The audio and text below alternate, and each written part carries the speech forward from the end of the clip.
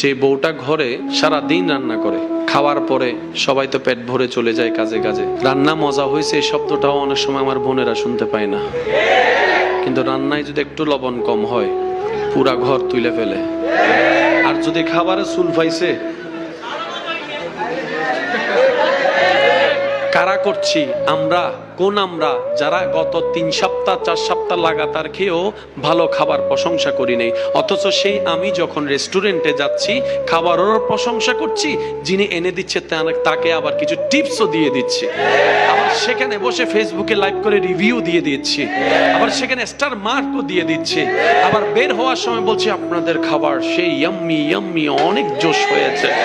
আর যিনি ঘরের মধ্যে দিন রাতের ঘুম হারাম করে সকালবেলা উঠে যিনি রান্না করছেন, ওনার প্রশংসাটা আমাদের মুখ থেকে বের হয় না। আল্লাহ আমাদেরকে একটু বুঝার তৌফিক দান করুক। আমিন।